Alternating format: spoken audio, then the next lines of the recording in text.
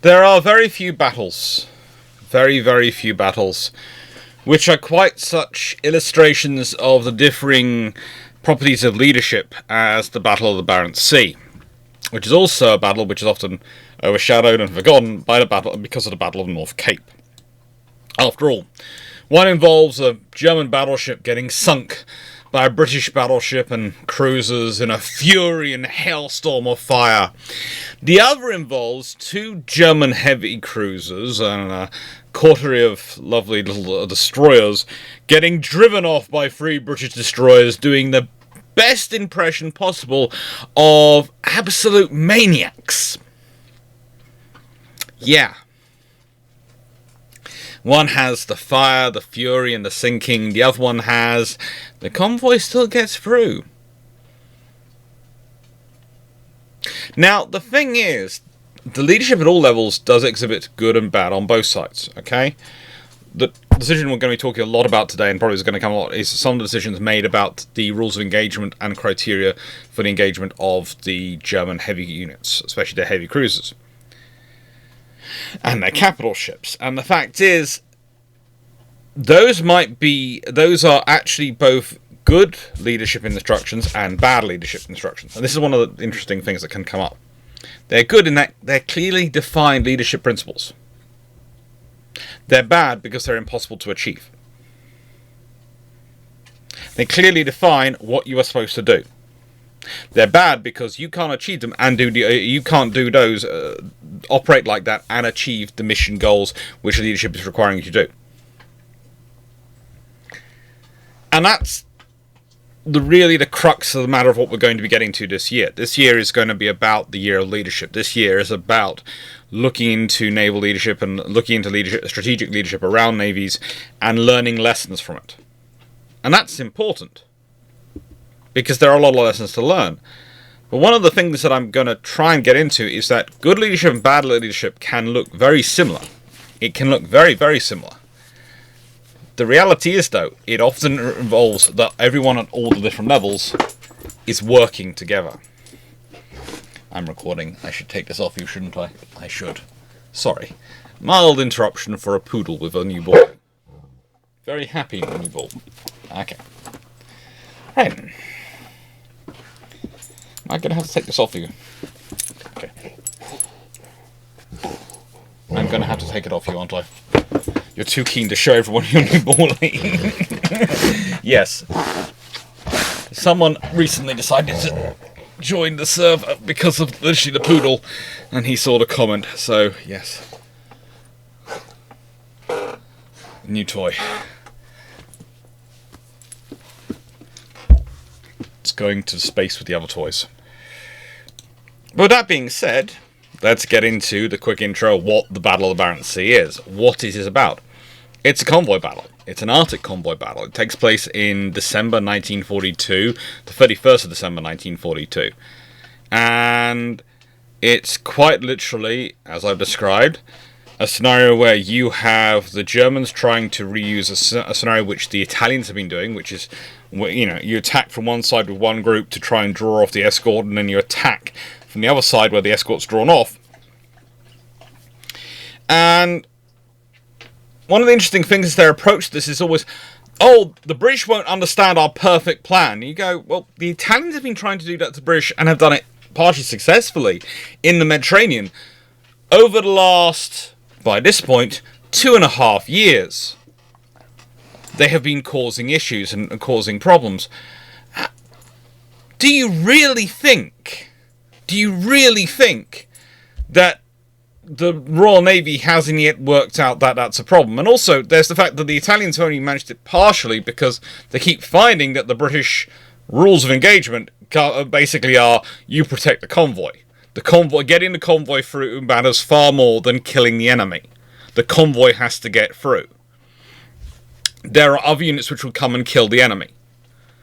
They are going to be the hunter groups for submarines. They are the various heavy escort groups. In this case, there is a heavy escort force. There is, a nice couple of cruisers and some destroyers providing a heavy force to come in and go, excuse me, You were having a conversation with our convoy. We are here to say you are not long going to continue this conversation. Yeah, so these things are there. The British have got the force in place, have been used to this. Although calling a force which was made of 2 light cruisers and 2 large destroyers a heavy escort force does sort of sound like a misnomer. But leave that to one side. It was more than enough up to the task, because let's be honest, as the British demonstrated several times, their 6-inch light cruisers could put up a lot of shells very quickly. So, that was the criteria. Now, the thing is, though, from a leadership perspective, what's going on here is, what's of interest to us in this discussion, because in this battle you have a destroyer commander, lots of different commanders of destroyers acting, and a person who's leading the destroyer flotilla wins a Victoria Cross for this battle. He wins a VC. Now, if you look through the annals of history, ship captains winning Victoria Crosses for actually commanding their ships, that's not just rare. And Victoria Crosses aren't exactly common. In the total of 1,356 awards of the Victoria Cross, about 117 have been to the Royal Navy and their members of the Royal Naval Service, including the Royal Marines. And of those, when we're talking about being awarded to captains of ships, we're talking about a handful. And usually they die in the process. A good example is Jervis Bay from World War II. Her captain gets a VC for his actions. Quite appropriate. But the thing is, Sherbrooke, who leads his destroyers in this operation, he gets a VC and he lives. Which makes it incredibly rare. And this is a battle which involved, on the Royal Navy side, let's be honest, a couple of light cruisers, 6 destroyers across both the escort group and the supporting group, a couple of flag-class corvettes, a sloop, and a couple of trawlers, versus, a German force of, 2 heavy cruisers, the Hipper and the Lutzow. Lutzow, of course, is renamed Deutschland. And 6 destroyers. So it's not a small battle, but it's not exactly a big one either. It's definitely no refighting the Battle of Jutland. It's definitely no mass fleet engagement. But it's a convoy battle. It's convoy JW51B. And it's an important convoy heading to Kola Inlet in the USSR. And the battle takes place in the Barents Sea, as the name suggests. Now, here's the really fun thing. It takes place almost... depending on how you're judging it, you could almost argue the Battle of Barents Sea takes closer to North Cape than the Battle of North Cape does. Depending on how you're judging it and where you're including which operating areas. Broadly speaking, North Cape is just a smidge closer than Barents Sea, but they are dang near on top of each other. They really are.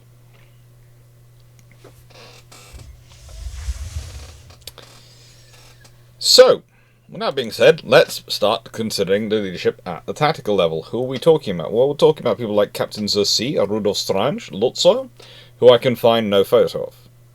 He has the mission of, I must engage the enemy, destroy as much of them as I can, maintain my ship undamaged, and then take her out for a solo raid into the North Atlantic to relive the glories of Scharnhorst and Gneisenau and the Graf Spee. Okay. That's an interesting thing to deal with. Then you've got Lieutenant Commander Claude Edward Lotley, Sklatter, who's in charge of his destroyer. He is just one of the commanders of a destroyer. And Lieutenant Commander Arthur Henry Tyndall Johns, HMS Achates. This is, by the way, this is Sklatter, Lotley Sklatter. I couldn't get a decent photo for Tyndall Johns either. Now, all these men are leading their ships to different levels. And there's a reason why we're talking about the destroyers when we're talking about the British, and we're talking about the cruisers when we're talking about the Germans. The German cruisers are the focal points of their operation. They're both group leaders and unit. They're the leaders of their own unit, their own ship, but also they are tactically defining the operation. In the British scenario here, a lot of these ships, a lot of them, are having to act to an extent independently. They're acting in concert when they can, but also they are unafraid of, we are now alone, we have this as our core mission, we will act within these parameters. They all understand what their mission is: to protect the life of their convoy. And that means preserving those ships. Now, I would point out, they do have an advantage.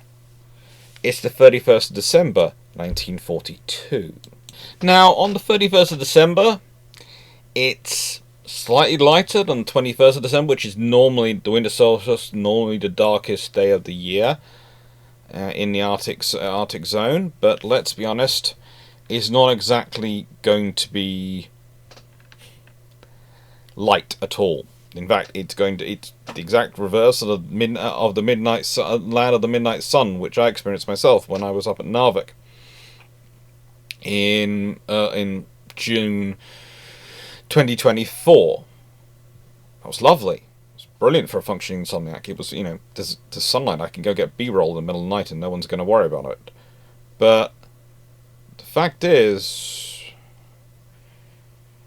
in the time we're talking about in December, they are doing all their decisions under low light conditions or using electronic sensors.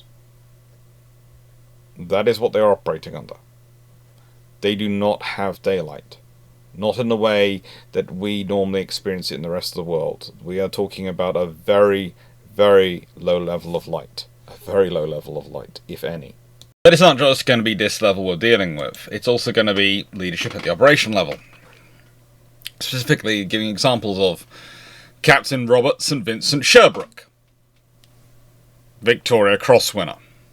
Now, let's be honest. If someone is named St. Vincent, there has already been an admiral with that as a name. There have been several personnel who've been very interesting in Royal Navy history with that connected to their name. You put these things all together, that's already not giving you a good start. That's already giving you a problem. But this man is also a tribal class destroyer captain, and if I told you he was in charge of HMS Cossack during the Battle of Narvik and he didn't get a VC for that, then that tells you that what he does in this operation is particularly interesting. And it's actually covered in my book, but we'll talk about that in a bit. We also have, how do I put this politely, Rear Admiral Robert Lindsay Burnett, who is one of those officers who goes, okay, so I've not got any signals and not got any radio calls telling me that I'm needed and calling me in. It's partially because Sherbrooke is thinking he's handling the situation quite well and not really worrying about it too much, it seems, but mostly it's because of other reasons they haven't had the signals. But there is fire going on out there. There's actual people fighting each other. I can hear the sounds of guns. We're going towards that. True Royal Navy historic style. There is gunfire in that direction. That is the way we go. That's it. That's the entire thing. Gunfire in that direction. That is the way we go. And then we have the commander of Operation Regenbogen, Vice Admiral Oscar Kummetz. Kummetz is a man who has singly been the luckiest and the most unlucky commander. Pretty much every fleet, every force he goes out in charge of gets destroyed. The Blucher gets sunk under him during Norway. And he survives and gets promoted. It's a frigging embarrassment. It shows you the limited pool of officers they have to draw from. That an officer who consistently gets his commands annihilated in embarrassing ways through making what I would say were unforced errors gets promoted as high as he does. He's not necessarily a bad captain, he's just unlucky. And doesn't seem to be able to rise to some of the challenges against him. But it might just be due to lack of experience, but it's also due to lack of a pool of personnel to actually draw from. And also because some of the better admirals get lost and cut off by the various politics of the Kriegsmarine and the Nazi Party and Nazi Germany in its total, for really stupid reasons. There's an admiral who's actually quite offensively minded and pretty good and would be very useful for this sort of operations, but you have to remember that that particular admiral was the admiral who'd been in command when Scharnhorst and Gneisenau had sunk HMS Glorious. I'm talking about Wilhelm Marschall, who's a pretty decent offensive admiral, but is, well, how do I put it? Is too aggressive for, honestly, the German High Command's tastes. Now, these officers are all fighting with various things in terms of their instructions. Sherbrooke is a naturally offensive destroyer officer. He is trained to take the fight to the enemy as hard and as solidly as he can. But he has to keep pulling his punches. Because his mission here is not to kill the enemy, but protect the convoy.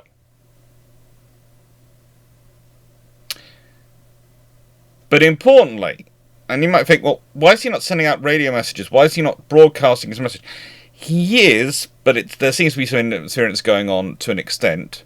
He's not doing it a lot. Send off a contact report, which wasn't picked up, but doesn't really send off a lot of messages. He's for a reason. If he starts communicating backwards and forwards between these two forces, it reveals they're there. And you have to remember, a convoy, a well-run convoy, is as much an offensive tool as it is a defensive tool. In that, whilst it's not for him to go and engage and hunt down the surface groups of the Germans and attack them, it's not for him to go off chasing submarines either. That's what the hunter-killer groups of sloops usually and other destroyers are usually used for, and it's the hunting surface groups. That's what the distant cover force is for. The moment he sends that message, it's supposed to be redirected, and people are supposed to send a message, and they're supposed to start heading in the direction. It doesn't seem to work that way, but that doesn't really matter because they're already heading in that direction because they hear the noise of gunfire, so they're heading as quickly as they can. And this man, well, he has to grapple with the most stupid plan and set of rules of engagement you have ever heard created, because honestly, they are proof that the Germans defeated themselves as often as they actually managed to come up with good ideas. But those all come from the level above them. Leadership at the strategic level. Now, I have included the admirals in this, but it's not really just the admirals, it's also the government. It's also Churchill, it's also Hitler. Not just Hitler and Raeder and Tovey, and it's not just Raeder and Tovey, it's Hitler and Raeder and Tovey and Churchill. And the fact that Tovey, honestly, if Churchill tried to instill these sort of rules of engagement, would ignore them. Tovey's good at that. There's also the fact that Churchill, whilst he does many, many silly things, talking about pausing capital ship and carrier construction being just one of them,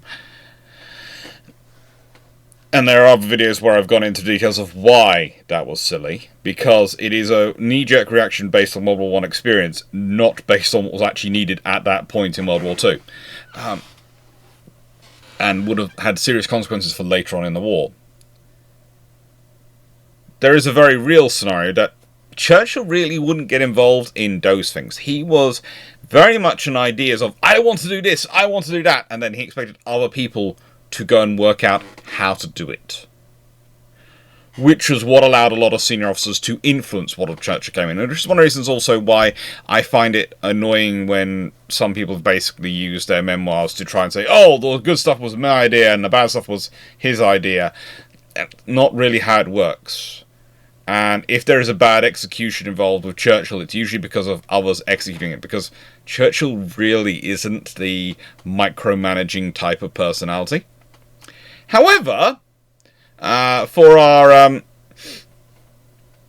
corporal here, he is a micromanaging personality. He likes to see the details of all the plans and comment on them all. And you sit there and go, this is going to sound strange, but in Churchill's scenario, this is the background he has come from. He's come from what you would almost call the Britain's senior officer factory and senior politician factory in terms of the public schools, the army experience, all these things. It doesn't necessarily produce great leaders, but what it does usually produce is leaders who are happy to be at the higher level in charge, giving ideas and letting others deal with the detail. And then it then depends on who below is managing the detail. In the case of Tovey, in the case of Cunningham, in the case of Pound when he's not ill, they are very good at running the detail. They're very good at running it. And this is one of the things when we start talking about, if you look at some of the officers the Royal Navy loses before World War II, why they have such a big impact. Because if Blackhouse had been there rather than Pound, he would have been even better at dealing with Churchill than Pound was. And if Henderson hadn't died when he did, then the odds are he would have still been in charge for at least the first year or so of World War II of construction, before he'd have either been sent off to a senior posting somewhere, or would have been given a more senior administrative role. But probably would have been sent off to a senior command somewhere, because, let's be honest, there weren't that many vice admirals running around the Royal Navy at that time. They were kind of short of them. I can think of the fact that Paul Somerville after he's been brought back from illness, gets first of all recalled as a technical advisor, then to assist in Dunkirk, and then for just 6 months only, you're going to take command of Force H, because you got out of here for medical reasons, and then it just carries on, and he ends up being in the Eastern Fleet, and he's pretty much broken by that point. So, in the nicest way, there is no way a Vice Admiral like Henderson is getting out, and there's no way an Admiral like Blackhouse is not staying in command for quite a long time as First Sea Lord. The thing is, them doing their posts, they were far more experienced in managing Churchill than the ones who then came in after them. And it's not a proper handover, especially for the Third Sea Lord in the role. Which means we lose things. But when we come to this situation, the situation you have at this point, you have the fact that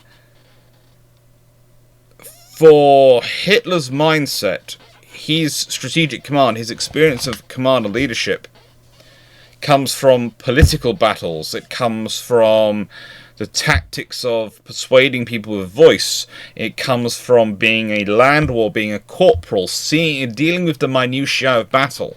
Now the thing is, that is a corporal's job. It's not a bad thing, I'm saying. It's a bad thing at the level. If you try and be a corporal when you're at a sufficiently senior enough level, that is a bad thing. And when you're at the corporal level, you want to be the corporal. You have to deal with the minutiae, because you are directly leading your squad. You're directly organising a group of people. You have to go, we have to be here, we have to be here, we have to be here. You have to think about that. How are we going to get up that stairwell, etc. When you're at this level, you're dealing with the concept of operations. What do you want to achieve? What is the mission you want to achieve? What do you want to have happen? Not, oh, we need to make sure this tank division goes here, and it's got to have that tank regiment there and that tank regiment there, and I think this company should be moving up here. You should be getting nowhere near that level. And please note, it's not just Hitler.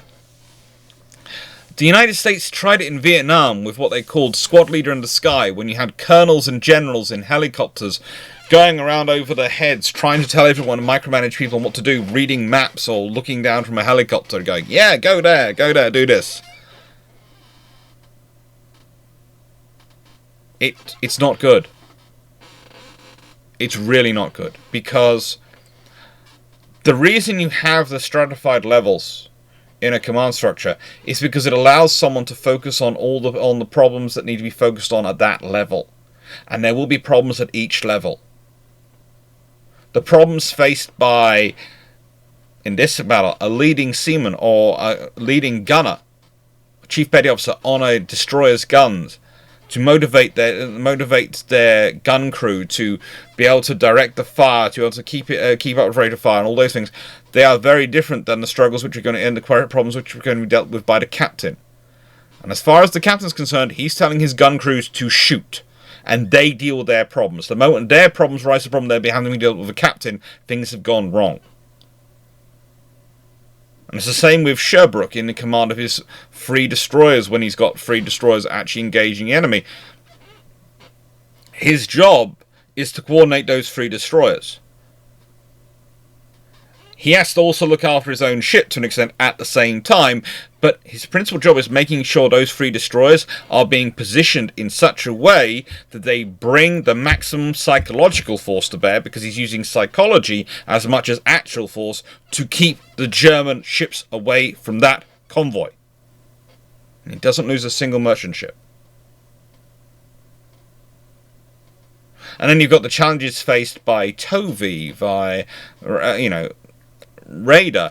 They are setting the scene. They're trying to make sure they're bringing the units to bear at the correct time, in the correct way, that the correct practices are being followed. Because this could happen to any convoy for Tovey. There is not a case of, oh, there's a convoy going out, this one's going to be attacked by the Germans. Okay, we'll make sure this is a special group. We'll make sure we've got everything. No, you have to do that for every single convoy, because the Germans could again pick and choose when they come out. The British have to run the convoys always. The Germans get to pick when they come out. This is why you need the free ships for one ship and for one German ship, because you need to have that ship worked up, ready to go and ready to fight, to face off against that German ship on that mission. It needs to be there every single time. You can't afford to have, oh, we've had an engine go wrong. Oh, we've had this go wrong. And I often have this discussion with people who work with merchant ships. And I point out the differences between police cars and buses. Most merchant ships these days, they do a bus route. It's a constant speed, constant pace, going around, stopping, dropping off, picking up, etc. It is a very easy to predict in terms of maintenance, because it's fairly constant. Now, the individual problems are going to be individual, and they're going to need the engineers to work them out. But in terms of the long-term wear and tear on that ship, you can predict it quite well using most software, because you can work out what it's going to be facing, what its likely struggles are going to be over the next few years, and can schedule things quite well in advance. Police cars, like warships, they react to events. They can have days when they are just tootling around doing nothing. They can have days where they're doing one high-speed chase after another, revving the engine to the maximum, turning all the tyres as hard as they can, all these things. Which means you need to do a lot more preventative maintenance on warships. Because you can't go out there and go, well, this has got a few hundred, more miles, and in that case, well, hang on, no, we're going at maximum speed the whole time, and we're doing zigzagging, and we're going to be firing, and well, the turbines are just gone, so now the ship can't do that. Why didn't we replace the turbine when it got down to a weakened state? Well, we thought on this chart we're supposed to have this many more. You don't do that. You don't do that with military equipment. If you're being sensible. And again, that's part of the decisions made at this level. In a nice way, one of the biggest problems for this relationship throughout World War II is that he promised him that war wasn't going to start in 1939 because there was nothing ready. Even Plan Z itself was supposed to be ready by 1948. Now, personally, myself, looking at the way the Germans keep changing and improving designs and having to rework and add on and modify and upgrade their slips and their dry docks to be able to deal with the increasingly interesting designs they've got for their ships and that they're trying to build, and the disruptions that causes the workflow to do that work on the slipways, etc.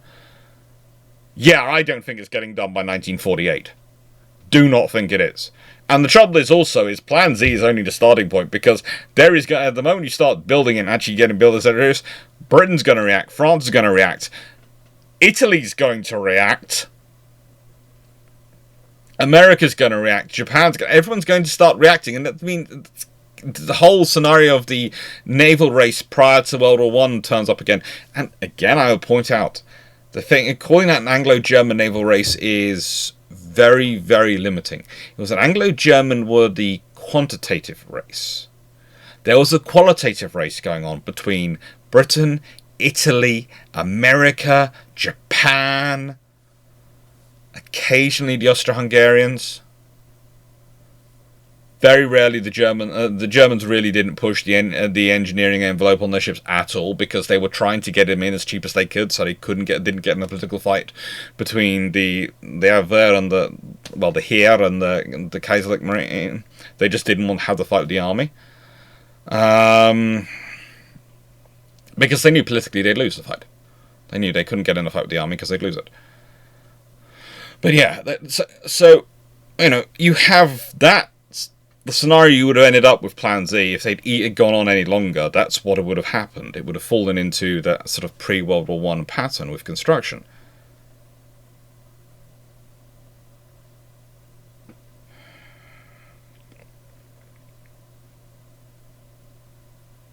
But saying that,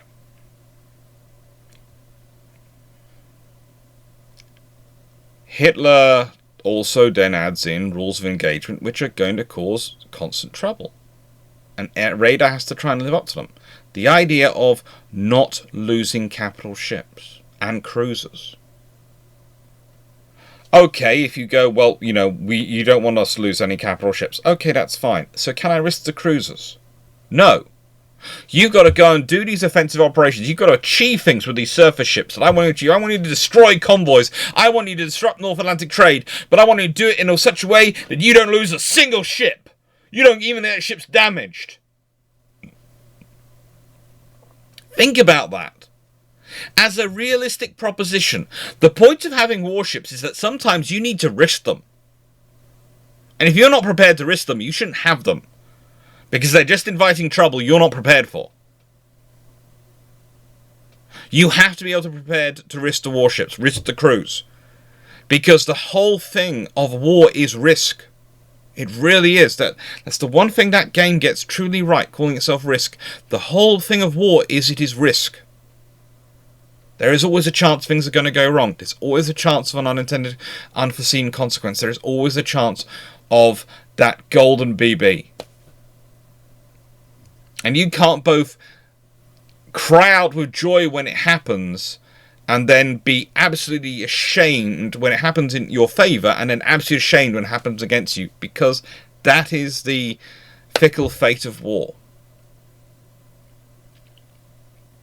But Hitler was like that, and Raeder was trying to work within that.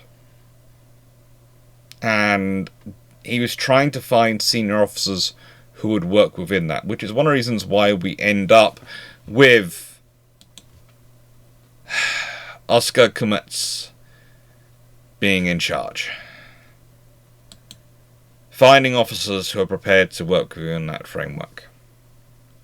That being said, shameless book plug time. So this is one of those rare occasions where I can have a lot of fun, because I can actually turn to my own book and can read from it. The King has been graciously pleased to approve the award of the Victoria Cross for Valour in defence of a convoy to Captain Robert St. Vincent Sherbrooke, DSO, Royal Navy. Captain Sherbrooke, in HMS Onslow, was the senior officer in command of destroyers escorting an important convoy bound for North Russia. On the morning of the 31st of December, off the North Cape, he made contact with a greatly superior enemy force, which was attempting to destroy the convoy. Captain Sherbrooke led his destroyers into attack and closed the enemy. 4 times the enemy tried to attack the convoy, but was forced each time to withdraw behind a smokescreen to avoid the threat of torpedoes, and each time Captain Sherbrooke pursued him and drove him outside of gun range of the convoy and towards our covering forces. These engagements lasted about 2 hours, but after the first 40 minutes HMS Onslow was hit, and Captain Sherbrooke was seriously wounded in the face and temporarily lost the use of one eye. Nevertheless, he continued to direct the ships under his command until further hits on his own ship compelled him to disengage, but not until he was satisfied that the next senior officer had assumed control. It was only then that he agreed to leave the bridge for medical attention, and until the convoy was out of danger, he insisted on receiving all reports of the action. His courage, his fortitude, and his cool, prompt decisions inspired all around him. By his leadership example, the convoy was saved from the damage and was brought safely to its destination.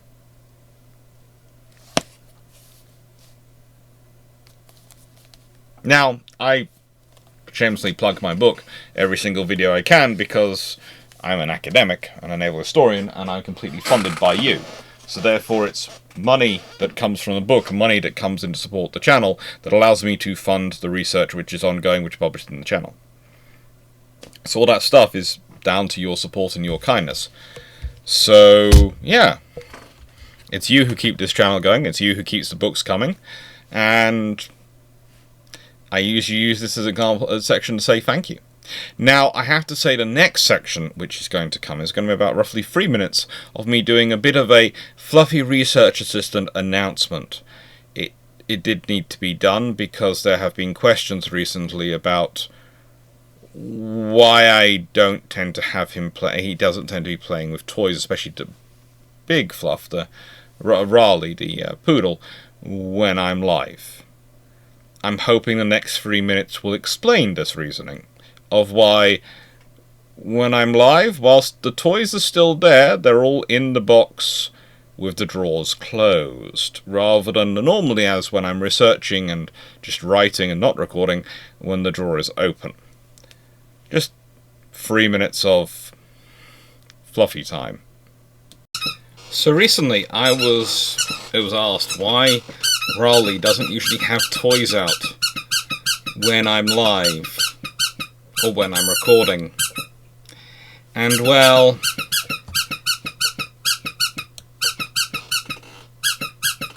he's down there currently. I think you can probably hear the reason. All his favourite toys have squeakers in them. So, this is also, I have to say, a bit of accumulation, because I have a sort of running thing with him that if I get enough PTs coming through, if I get enough people sort of doing those things, yes, he gets bickies. Not too many, but enough. And the way I basically compensate him for the ones which are not going to get him bickies, because otherwise he'd become a porky Fluff and get overweight, is he gets a toy bought for him. You want to show him your baldy? I'm not going to take it off you. Don't worry. He's currently very happy with his baldy. It's his latest Kong tennis balls, Kong squeaky tennis ball. He's really happy, and it's all thanks to you. So yes, the research assistant does get treats, but he doesn't get to play with them when I'm recording, because otherwise all your ears would be deafened. Add to that, we've been having a lot of builders in this week, and everything going down, which is why it kind of turned into a weird period in terms of getting videos done. So lots of videos have been delayed, especially considering the one for Monday was delayed by corruption issues. And corruption and copyright issues. Apparently my singing is bad enough that it's copyrighted. Terrible, isn't it? No, you good boy. You happy? Oh, good. So, thank you very much everyone for supporting the channel. Sorry there have been the issues there have been. And yeah. This is me, with Squeaky Poodle, explaining why he doesn't usually have his toys. Where's it gone? Where's it gone? Where's it gone? Where's it gone? Spotted it? Yep. He's a very smart dog. I will promise you he's a very smart dog. Incredibly smart. Good boy. There you go.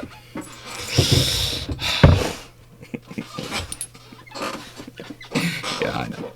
You good boy. Alright, thank you everyone. Thank you very much, everyone. Seriously, it's all for the baldy, isn't it? It's all for the baldy. So with that all being said, let's consider where the war is at this point, where the war has reached. The Arctic convoys had been going quite well. There had been PQ-17, but since that particular debacle, the Royal Navy had won most of the arguments in terms of how they're structuring the convoys. They're going to be run in winter, they're going to be run in the months when there is less sunlight, there is less light to assist the enemy in attacking them, and they're going to be run with certain levels of support and only under those considerations. And there's also a firming up of the agreements between the sort of the British and the Americans exactly over what can get used. You know, one of the problems with PQ-17 was the severe worry over what happens if the American assets which are attached to the convoy are lost at this point in the war. The Americans are interesting allies when you're still learning how to deal with Admiral King, when you're still learning what exactly are the limits they're prepared to go to. Because when PQ-17 happens, that had been a major thing in that, yes, the Americans were in the war, but the Germans declared war on them, the Japanese attacked them. There are people arguing for Japan first, Pacific first. What's going to happen with this? And there was a lot of sensitivity around how you ran these things, how you handled them. But PQ-18 had run, and by the time we're talking about December 1942, convoys are practically routine again. The Royal Navy is applying its capabilities, and it's applying its forces. Again, this is one of the things. You need to have these forces available. Why do you not have cruisers off in the Far East? Why do you not have these ships off there, and there? Because they are needed here. They're needed where they are. Because of these operations. Now, one of the things you do notice, though, about the convoys is there are many ways the structuring of them and how they're starting to develop. You see, if you can keep a consistent convoy running, you can actually also ameliorate some of the vagrancies in terms of numbers and the variation. You can standardize on, we can support this many ships with this much of an escort, we can do this, we can do this. At what point is the convoy large enough that it's going to require an escort carrier to be present? What point is it large enough it's going to require other assets to be present? You know, what time do you have both a hunter-killer group with the escort as well as a fleet escort group as well as a close escort group, etc.? What are you structuring the convoy around? And that's something we're going to be talking about here, because that's a big part of the leadership decisions going into this. Because it's what is the convoy structure around also reflects what the Germans believe they need to send out to attack the convoy. For example, there's a very real scenario that if you have larger, heavier assets likely to be in the offing, you will find the British will have larger, heavier assets out there with the convoy. Good thing to always track, by the way, is the inclusion of tribal-class destroyers. They're a useful barometer of what the threats are likely to a convoy. If there is a high threat scenario going on for convoys, or a convoy is considered critical, it usually has some of the larger destroyers, and we'll look at the J's and the others, etc. But the thing is, most of the larger destroyers, they don't offer much extra.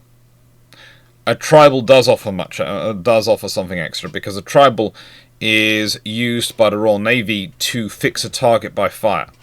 Okay?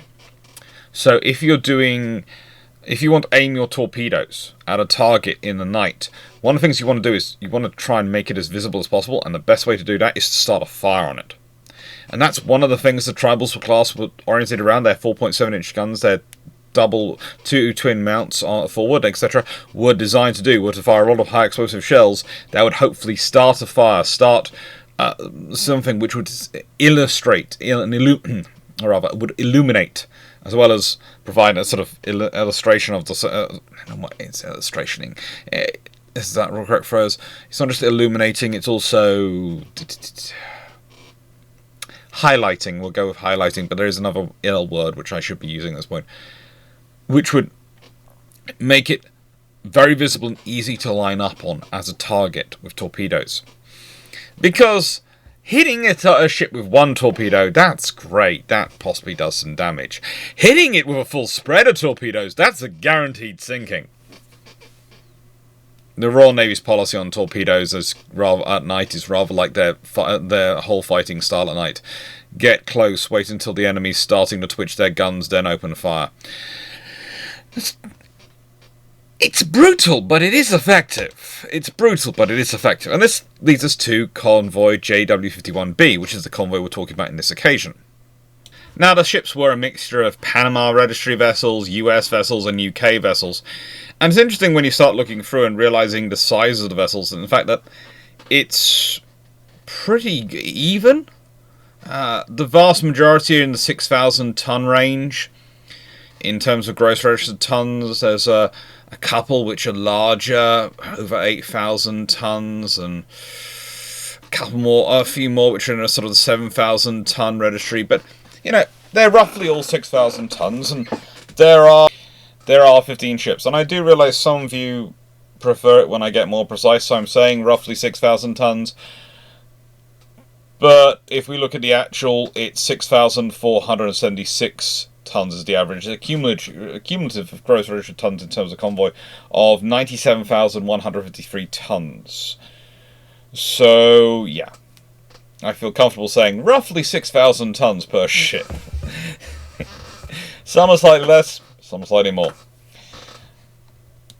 But the thing is, this is a fairly decent convoy. It's a fairly decent sized convoy. There are ships coming back as well. There's another convoy, which is the convoy of empties coming. Because again, it's kind of like with containers. You don't want all the containers building up in certain ports, and then you have no containers in the ports where they're supposed to come from.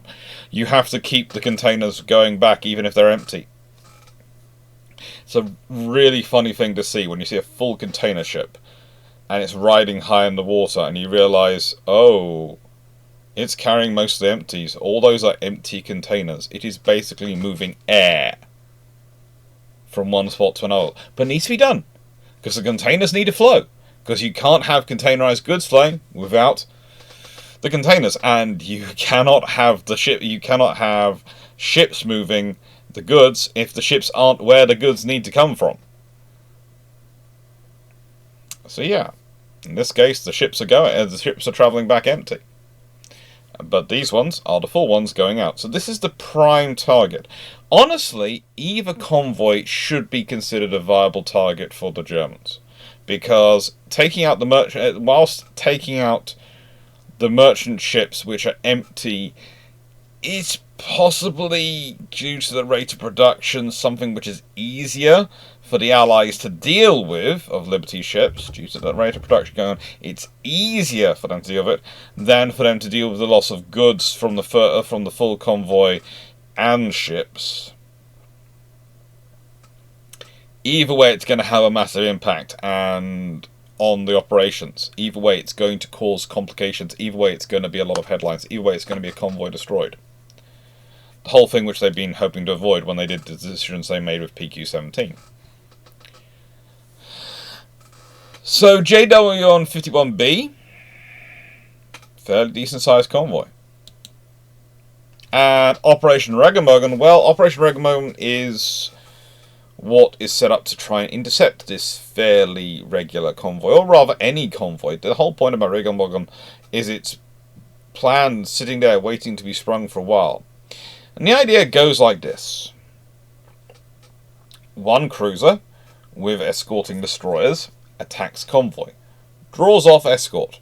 Our cruiser with escorting destroyers then decimates convoy, and then the cruiser from that group goes out into the North Atlantic for a solo cruise to victory. It's going to be fantastic. It's going to be amazing. And of course, two criteria this, included in this, are that the capital ships and cruisers, Hitler treats both as basically the same, should have minimal to no damage,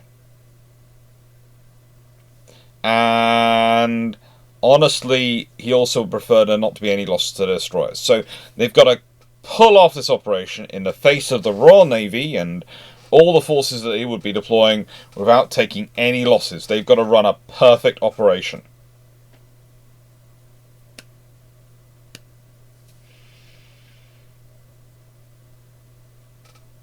You'd think disrupting the convoy, flow of convoys to the Arctic, and doing that sort of level of damage you're going to do would be a decisive win, but even that's not enough. They have to also get that ship into the North Atlantic to disrupt the major North Atlantic convoys.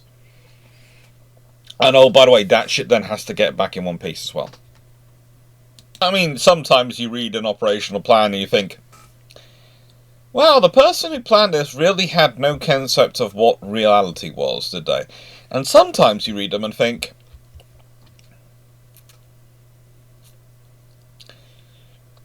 you are so obsessed with the image of a big, heavily armoured ship, you can't possibly conceive that the opponents also have big, heavily armoured ships, and they're going to be running into each other. Fundamentally, the Germans are trying to carry out what I would call a... well, it's a raiding fleet theory. There are various discussions around it in times, and there's various discussions around it as an option in terms of fleet in being, etc. But fundamentally, the French Navy often tried a war de course in the Napoleonic era, which was to basically wage an economic war by disrupting trade. But they would engage privateers, they would use frigates, they basically built ships which were for that mission.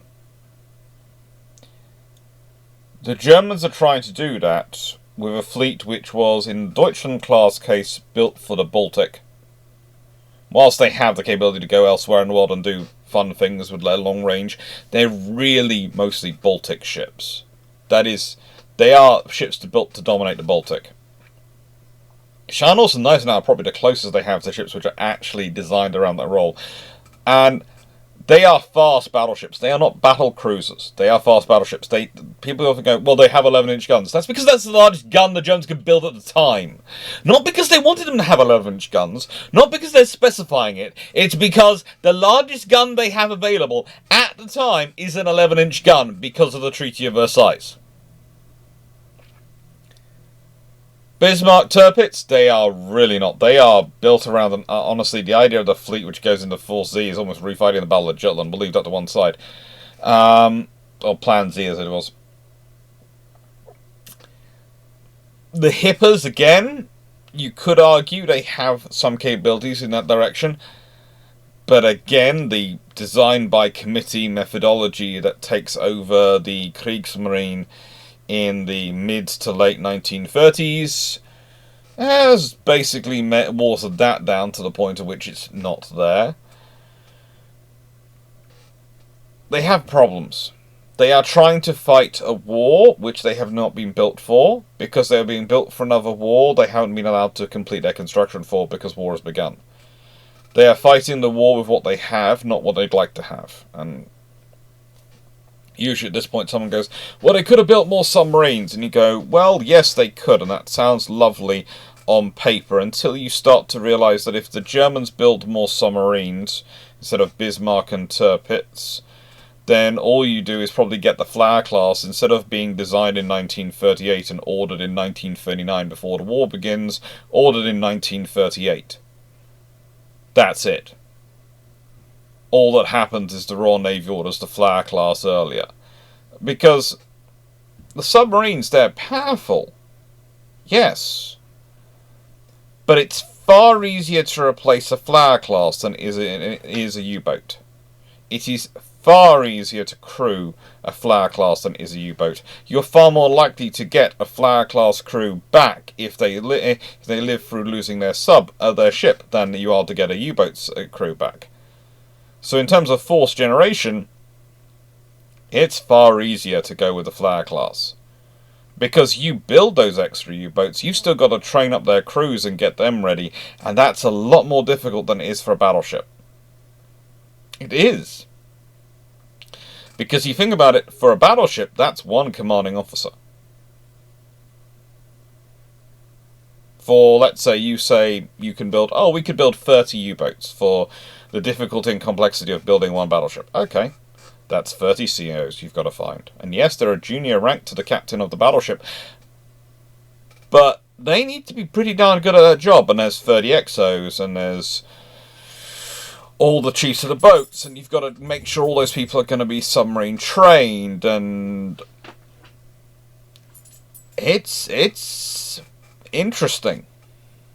And also, you are now presenting a one-dimensional threat. You see, the problem for the Royal Navy in World War II for a lot of convoys was that whilst their primary threat was submarines, they had a secondary threat they had to account for, which was aircraft. Mainly aircraft in terms of the scouting role, but also in terms of when you get into the Arctic convoys or the coastal waters around the UK, in the actual attacking role. And then there's another threat, which is the surface ship force. And the Royal Navy has to balance for all of them. You remove one of those problems, you remove the surface ships, you've suddenly made the Royal Navy's life a lot easier. And that's the truth. Think about PQ-17. If you don't have surface ships as a threat to it, PQ-17 doesn't happen. You have more submarines coming in? That's fine. They have plenty of escorts capable of dealing with submarines.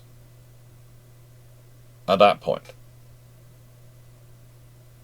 And there will be losses, but those losses will be not light, but acceptable.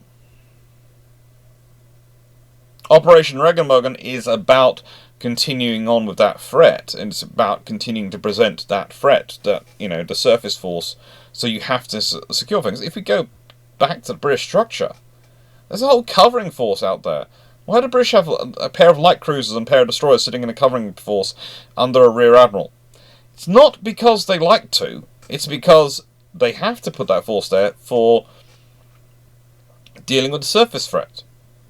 If you don't have the surface threat, then you're not going to have that force. You're not going to have... British aren't going to have to tie down their battleships and their cruisers and their carriers. I'm talking about the fleet carriers to deal with the threat. So those can be off elsewhere. That's the thing, that the German surface assets, because of the risk of their coming out and what damage they could do if they did come out, i.e. if things like Regenbogen actually went to plan, tie up a lot of Royal Navy assets. They really do, out of all proportion to their actual fighting capability, because the Royal Navy needs to be able to maintain that, be able to have the capability to overwhelm and fight that from a superiority, because they don't like to fight even battles, they like to fight unfair battles, as unfair as they possibly can in their direction. You need to maintain that capability there, ready to go, at sea, 24/7, 365 days of the year. Whenever there's convoys at sea, whenever they have to have that capability at sea. Because the Germans get to decide when they come out. The Royal Navy doesn't get to decide when they receive them.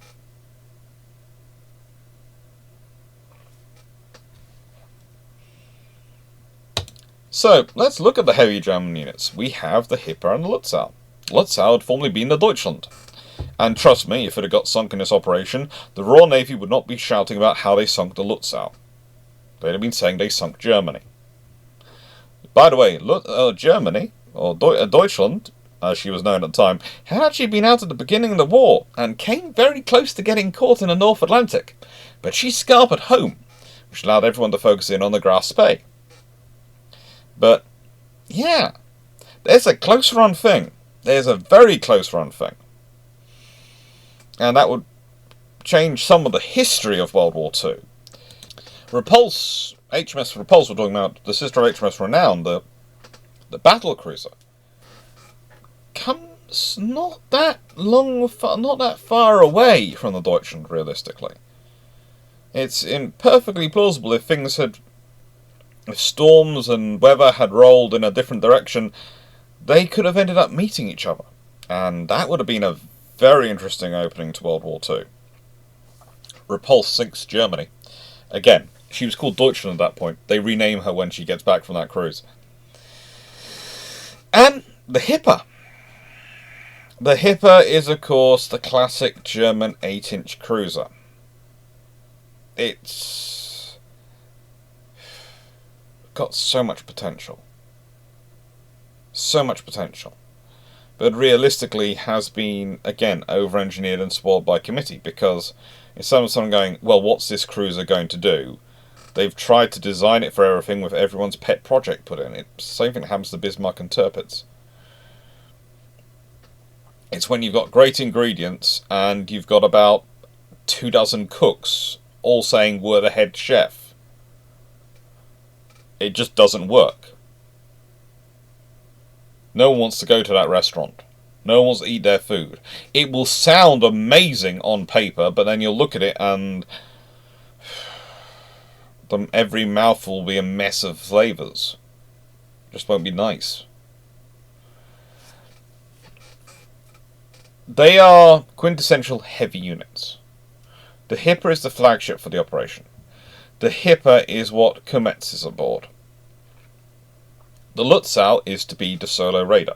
Again, the Germans don't feel like losing another admiral on these operations. They lost one. They lost Lutyens. They prefer not to lose another one. Admirals start to get sensitive if you get, a bit too discarding in their lives.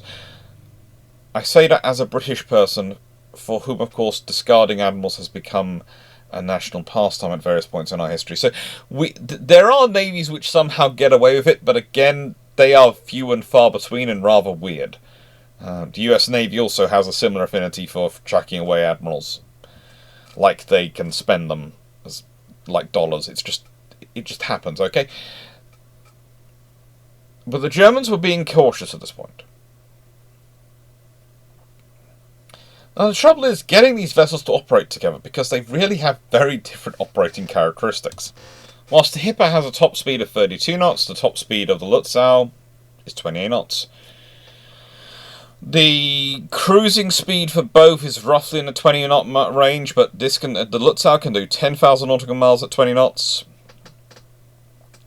The Hipper here can do 6,800 nautical miles at 20 knots. The Hipper can go faster because it has the Blom and Voss steam turbines and all the fancy high pressure boilers, and 3 shafts, 3 propellers. The Lutzow has 8 diesel engines, MAN diesel engines, and they drive 2 shafts. There's also a very great difference in terms of the crew size. One of these ships requires 619 personnel to run. The other one, 1,382. 619. 1,382.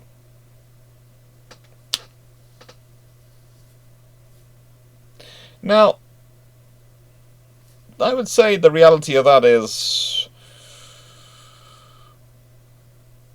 this has two triple 11-inch turrets. This is 4 twin turrets, and all these things sort of build up. But this is an 8-inch cruiser, a very conventional 8-inch cruiser in many of its aims and operational characteristics, other than it displaces a lot. It does really displace a lot. And you can also see, to my mind, the growing inefficiency of design as the government changes and the effects that are had on the Navy and the naval procurement process. Because, for all you're not liking the Deutschlands, they aren't an inefficient design, truly. They're a bit of a strange design, and I would prefer to have 3 triple turrets, or 3 turrets in general to spread out my fire more, but, okay. They're built for the Baltic. If you think about them being built for the Baltic, and being built to replace pre-Dreadnought style, Royal Sovereign style battleships, they make sense. They fit that pattern, and they're going to get through even with the treaty system. But the Hipper, if we compare it to Baltimore class, which is usually a fairly good example of a cruiser built in the period,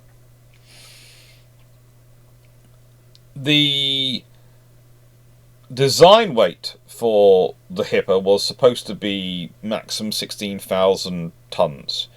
The full load, actually when built, is 18,500 tons.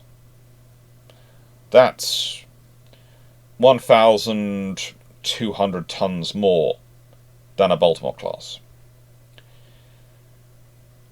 The Baltimore class is a knot faster,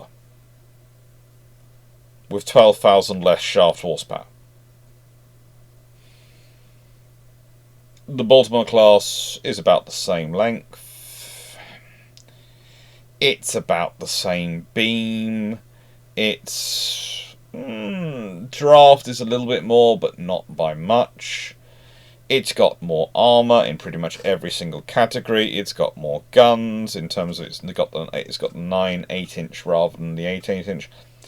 The only scenario where realistically the Hipper starts to have an advantage is in the sheer range and random quantity of weapons it has. But again, that doesn't really explain the weight differential, and certainly not even the 12 torpedo tubes do not really explain it.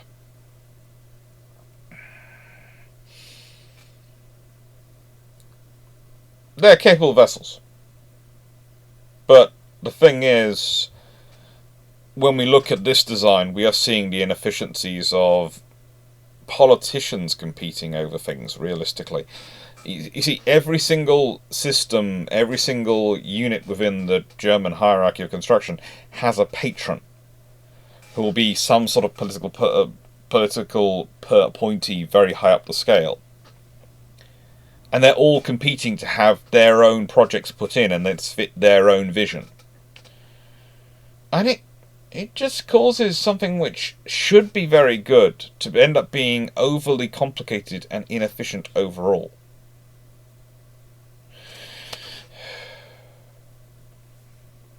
But saying that, Hippers are not their worst design. The heavy British units, and I'm doing heavy in inverted commas here. Sheffield and Jamaica are both light cruisers.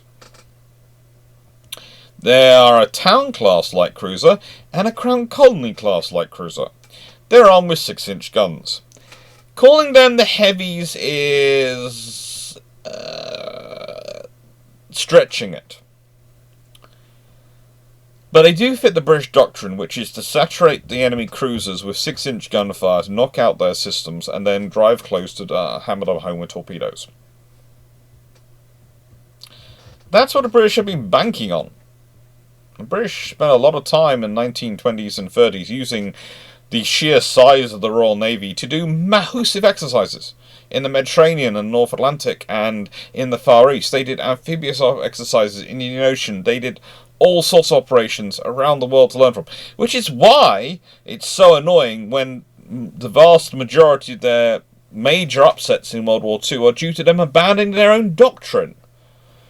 When they ignore their own doctrine is when they get mucked up. This is doctrine they spent 20-odd years developing. It's when someone goes, I have a bright idea. Now, sometimes they have bright ideas which improve upon doctrine, and that's a really good thing. And you shouldn't stick to doctrine like it's a Bible. It's not a religious text which cannot be changed or altered. But the thing is, when you go absolutely against 20 years of doctrine and thinking, you have to have a pretty darn good reason. You can't just decide you feel like it. Or decide, well, this makes my life easier. Your life's not going to be easy. You're fighting a war. Just stop thinking it should be. Now, these vessels have radar, they have the latest in gunnery tech, they are well led, well organised, and there's a pair of them and a pair of escorting destroyers. On the face of it, this is not something which should be matching in against two heavy cruisers. Yet both are quite fast, and as the British would tell you, in their mind, there was always the likely engagement range versus the maximum engagement range. Yes, you can maximum engage at this distance. Likelihood of you actually hitting your target. Likelihood of you actually engaging in that range. When all factors are taken in. For them, they decided the 6-inch gun, at that point with increased rate of fire over the 8-inch, made a better bet because you could saturate your targets. And that's exactly what happens in this battle. They get into range and they saturate their targets. They don't sink them, but they do a huge amount of damage to them. Huge amount of damage. So much so that one of these ships is never repaired. One of the German heavy cruisers is never repaired because of the damage it receives. And yes, some of the damage it receives is from the Royal Navy destroyers, which literally go insane, one could argue, in the face of enemy fire. But there again, that's kind of the standard practice for the Royal Navy. So, is it insane or is it just working with doctrine? Not really sure. But yes, these vessels are out there, and they are out there as the heavy escort. They're not attached to either of the convoys running. They're there to support both convoys. So they're positioned in such a way they can go to either the returning convoy's aid or the going convoy's aid. Which makes sense. Again, it's an efficient way to cover the scenario. And as you'll see in the Battle of North Cape, that's traditionally, you have both the cover unit, the heavy cover, and the heavy cover unit come in. That battle, of course, famously, HMS Duke of York is the heavy cover force, and she gets that battle. But the Shanos was already dealing with the standard cover, distant cover unit, the cruisers. They'd already turned up and found her and were doing their best to harass and harangue her. When this battle, the heavy cover never gets to get involved. It's always just the cruisers. So these were pretty much standard German destroyers for the war. We've got Type 1936As, which are armed with, of course, their 5.9-inch guns. Always a good thing to pick for a destroyer. A 5.9-inch gun. It's a single mount, and it's designed basically around, which is orientated around a cruiser-sized hull for stability. Especially in this period with the way you have things being manually moved around by humans. So yeah, it creates quite a slow rate of fire and doesn't really make them necessarily the best fighting destroyers to fight other destroyers. There's also the fact that the single 5.9-inch guns are not really great in general purpose roles. They are literally anti-surface systems. But they are armed with lots of torpedoes. And the 1934s, they're armed with 5-inch guns. Both the 1934As and 1934s. Again, though, those are kind of heavy 5-inch guns. The Germans have designed themselves around the whole World War I theory of their destroyers, which was that the reason they weren't able to deal with the volume of Royal Navy destroyers was because they didn't have enough to be able to put the destroyers down quick enough. And the way to put them down quickly enough was to put them down in a one-round hit. Now, the problem is, when you've got destroyers and they're moving around all over the place, and especially at this point at the tonnage we're dealing with, which are vessels which are roughly 2,000 tons, and they're manoeuvring at high speed, maybe 36 knots, 35 to 36 knots sort of period. Yeah, that's not really a good... what you're realistically doing with your gunnery and fire control at this point is spray and pray. Okay? You are spraying and praying. You are firing as many shells as you can in the general direction of your opponent and hoping you hit something. So whilst it's a very good on paper, we will hit them with this shell and it will cause this much damage. If your rate of fire is dramatically below your opponent's, they are going to spray a lot more in your direction than you are. And their shells might not be able to take you out in one shot, but if they can do enough damage in one hit, they might not take you out, but they might cause trouble for your fire. It's going to accumulate, and you're going to be sunk long before you get the one shot, which is the golden BB. The other problem for the German destroyer crews at the moment is their morale had been devastated by what had happened after Narvik. Okay? Narvik is bad. The Battle of Narvik... It's in April 1940. It's bad for the German Navy. They lose the core of their destroyer fleet. They lose the core of excellent crews, and some of their crews escape by running ashore and abandoning their ship. Now, I've talked about ships. They're their home. They're not just their fighting machine. They're their lives. So for a crew to ram their ship ashore and get off it as quickly as they can to get away from something, that's a big emotional wrench. This is then compounded by the fact that Hitler doesn't like seeing names of ships in paper. He doesn't. And so for propaganda reasons, they decide that all the ships, all the destroyers now, are going to be given numbers rather than names. and it destroys their morale further.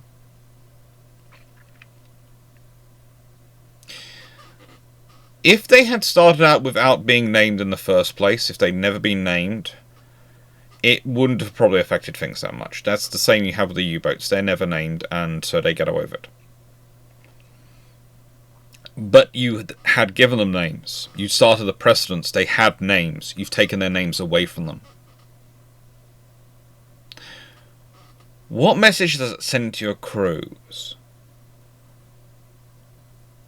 We're still going to send you out in these ships. We still might lose you.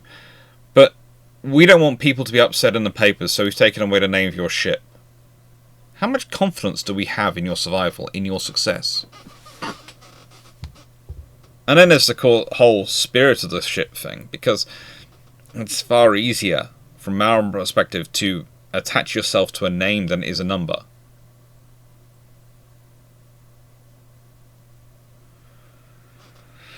So yeah, this was really not a good time for them. For the Royal Navy destroyers involved and other light units, well, you have a close escort, which includes things like flag-class corvettes. Always nice to have those. There's one actually sitting up there. HMS Hyderabad sitting off to the side. You have a Halcyon-class HMS Bramble. This one up here, a sloop. They're minesweepers, but they're also sloops. Basically, the Royal Navy minesweepers were sloops at this time period. Sloops could be rolled as minesweepers and mine layers, and there were some sloops which were focused on the mine side or their mine warfare side of their duties, to the point at which they're called minesweepers, but they're actually sloops. They're built as sloops. That's what they're building. And some trawlers. I haven't got pictures of those up there. You've got a fighting escort of HMS Achates, a A-class destroyer, right from the beginning of Royal Navy destroyer construction. Right at the beginning. Then we have Obdurate, Obedient, Onslow, and Orrible and Orwell. Oh no, Oribi. I don't know why I keep calling it Orrible. Orrible just sounds more like a Royal Navy destroyer name, but it's Oribi. And then we have an M-class, HMS Matchless, which is G52. In Force R. You can see 39, Obdurate, and 52. There are both pictures of them. And it's a good mix. It's also a rather interesting force from the point of view of these are all well-built destroyers, but they're kind of the Royal Navy's generic destroyers. For example, the O-class, they are literally ordered as part of the 1st and 2nd Emergency Flotilla. And they're ordered in 1939. And when I say ordered in 1939, there is a debate as to when they are ordered in 1939. Officially, they are part of the War Emergency Program, and officially they are ordered September 1939 for the O-class, the 3rd of September 1939, officially. Unofficially, there are plans, there's work going on with the naval constructors, going on from about 1937, and it's amazing that those yards are able to start producing them as quickly as they are when you consider the normal tracking time between ordering, etc. and things going in. And they go to John Brown, Fairfield, Denny, Thornycroft, destroyer constructor yards, and they are laid down pretty darn quickly in 1940. Most of the class we're talking about here are actually very new vessels in service. Obdurate, Obedient, Opportune, and Orwell are all 1942 completed ships, and Oribi is 1941? In July 1941? This class is pretty darn new. And they're one of many War Emergency class flotilla destroyers coming through. This is the other point of when you talk about the Royal Navy and its productions and its preparing for war. It had already ordered the corvettes. It had ordered the Hunt class escort destroyers as well. So it's ordered the corvettes, it's ordered the Hunt class escort destroyers. The escort destroyers technically aren't fitted for torpedoes, but they are too fast to be fit under sloop category. But there's enough wiggle room that they might not trigger any treaty violations, although pretty much people have got out of the treaty system by the time war's being declared. But, you know, they are capable. They are sort of still trying to keep to the idea of maybe we can restore the treaties, maybe we can keep peace. And that's why these destroyers are being put off. Honestly, though, these destroyers could have been ordered. If you look at the designs and what's in them, especially what they are armed with, is, you know, they could have been ordered a lot earlier. I'd also point out that a lot of these ships are armed with 4-inch guns. They're not armed with 4.7-inch guns. They're armed with 4-inch guns. And of these vessels, Obdurate, Obedient, Opportune, and Orwell, they're also fitted for mine laying. They can lay mines. They have 4-inch guns. The reason they have 4-inch guns is because they are better for engaging aircraft at high angles, as well as, you know, being their sort of general purpose weapon for that role. And so, they've got a lot of these vessels in service. Please note the lattice masts, which they're often pictured with, don't actually come till after the Battle of Barents Sea. They had a normal mast prior to that. They get a lattice mast after the Battle of Barents Sea. And so, these are vessels which are armed with torpedoes. And again, the 4.7-inch gun ones have 4 torpedo tubes. The 4-inch gun vessels have 8 torpedo tubes. And please note, the mines they could carry was not exactly small. They could carry 60 of them. So these were well-balanced destroyers, orientated around definitely the spray and pray fighting style for destroyers, but also orientated around being able to be mass-produced. And they're still getting names. They're still getting names. Royal Navy torpedo boats and gunboats, motor gunboats, don't tend to get names. Not until you get to the Gay class. And if you want to, look them up. If you don't believe me, look up the Gay class torpedo boats. So what's happening? What's the battle? Well, it's just as we said. It's a convoy battle. It's the Royal Navy are running a convoy through. The Germans are trying to interdict the convoy. They're trying to interdict the convoy far north of North Cape. Far north of Norway. Right up in the Arctic Circle. And JW-51B had left Lock U on the 22nd of December 1942. It actually didn't meet its full escort till it was off Iceland on 25th of December, so it picks up its escort on Christmas Day. They have gales on the 28th, 29th of December. Some of the vessels lose station, and this is why some of the vessels are not actually part of the battle. Some of the vessels don't manage to make it back to the battle because they're off searching for them. And of course, Bramble is actually... how do I put this politely? She is one of the 2 vessels which are lost. And literally, she's lost because she's nowhere near the convoy when she's found by the Germans and basically is surrounded and annihilated. As is the destroyer. There's a destroyer lost to a very interesting long-range shot. But the thing is, the important thing for the British, none of the merchant ships get lost. They get the merchant ships through. Now, the convoy gets spotted by reconnaissance aircraft. It gets shadowed from the 30th onwards by U-354.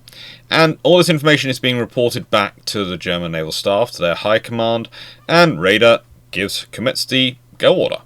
And so Gumitz goes. He has his force to split up into 2 divisions.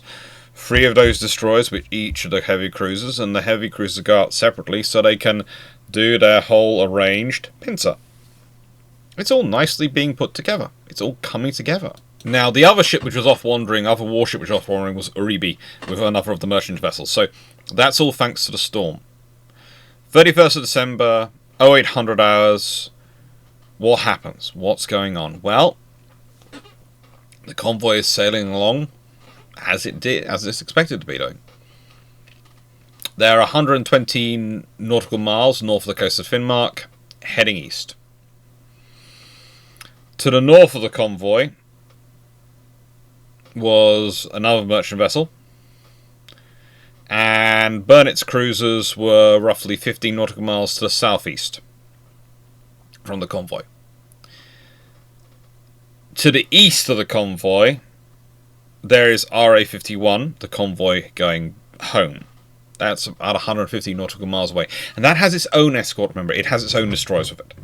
Remember the Battle of North Cape is when you find destroyers coming from multiple directions to attack the Scharnhorst, and they are the fighting escorts of two convoys. The Scharnhorst gets caught between the two convoys. This very nearly happens here. If the action had been delayed till later that day, maybe even the 1st of January, there is a good chance you find Hipper and Lutzow running into both convoys and having to deal with both fighting escorts, which could have caused even more problems. As it was, one fighting escort, which is basically 3 destroyers, because that's what Sherbrooke takes off to fight them, is what deters the two forces, each made up of a cruiser, an 8-inch cruiser or 11-inch cruiser, and 3 destroyers.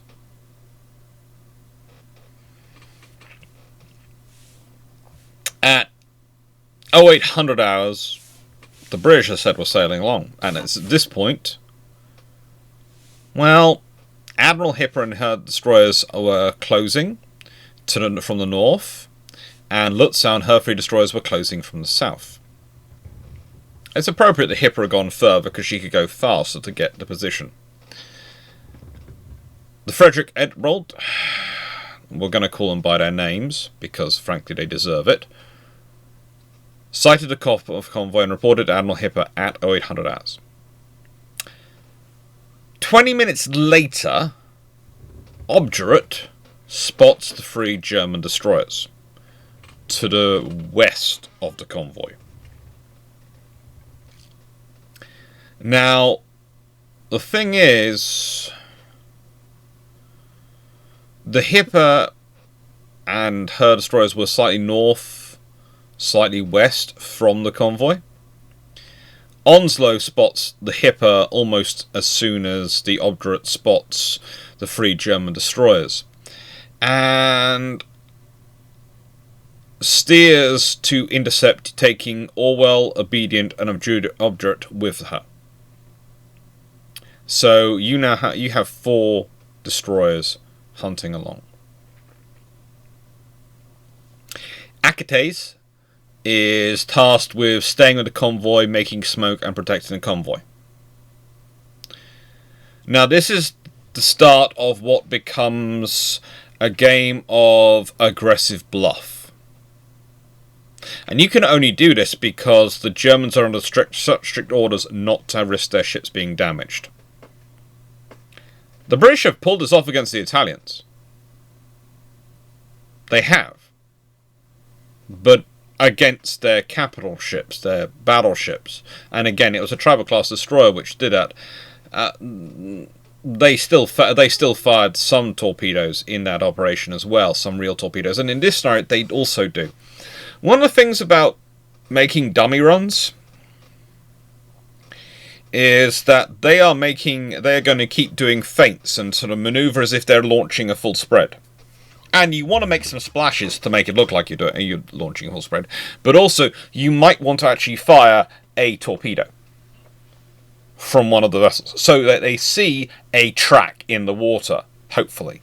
Maybe they don't, maybe they do. But you fired something, so you're doing a feint, but it's not quite a feint. Now, the reason Sherbrooke didn't want to launch all the torpedoes is he wanted to keep as many of them as possible for if he actually had to do attack. He had to do a absolute full-on aggression. The only way I'm going to hold you off is to sink you attack. But remember, some of his destroyers carry 8 torpedoes, some carry 4 in their launchers. And again, remember that the Royal Navy, and I have talked about this before, has a habit of, whilst officially this vessel does not have at-sea launching and shouldn't be carrying spare torpedoes, there are actual positions. I've talked to Royal Navy destroyer personnel involved in this, and Royal Canadian Navy destroyer, which are called which are known as the torpedo storage. And there are operations and there are examples where I can point out to you and go, well, in this battle, they apparently launched 7 torpedoes. But they only have 1 quintuple launcher. So how do they launch 7 torpedoes? Because once you start adding up the sums. But then you look at the time between launching the last pair of torpedoes and the previous launches. And it's not to wonder whether or not they were carrying a couple of extras. Now, it's not necessarily a sensible idea to carry a couple of extras, but it's also not necessarily a bad idea as well if you're a destroyer when that's your major weapon. So what I would say is, with all ships and wartime, I take their armament with a pinch of salt. The amount of rounds they're supposed to carry for their primary guns, the amount of torpedoes, and the amount of light weapons fitted, I always take with sort of grain of salt, because crews tinker. Crews adapt. Crews know exactly what dangers they're facing, and if they can do it, they will do it. But with such strident conditions as imposed on the Germans in terms of their rules of engagement and the style of their vessels, they have to turn. They have to turn. So they are doing dummy run after dummy run, where Sherbrooke is manoeuvring his destroyers into a perfect position, is diving through smoke, is engaging, diving at fire, and is driving the Germans off by constantly throwing himself at them.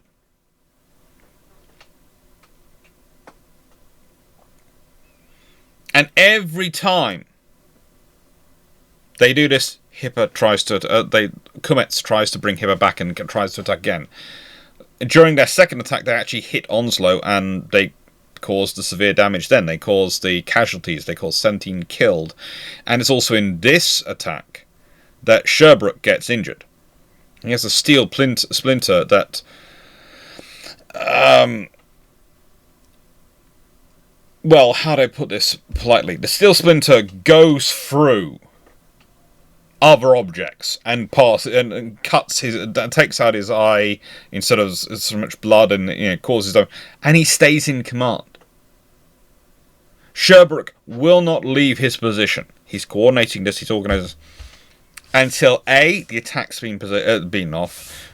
B, his ship's in a condition to be okay, and C, he has passed it to the captain of the Obedient, who is the next senior officer in charge.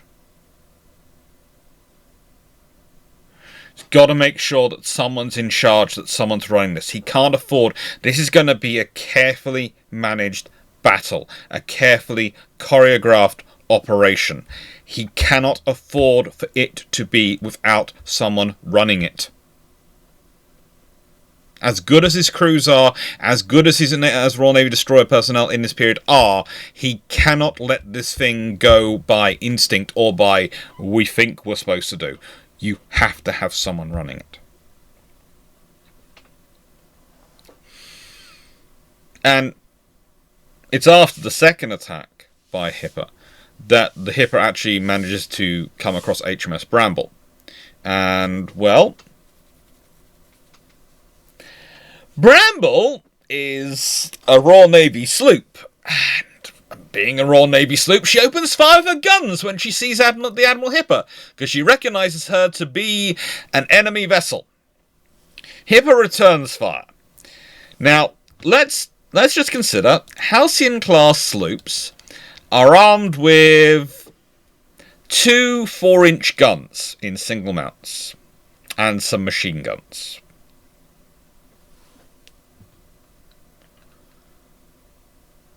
That's it.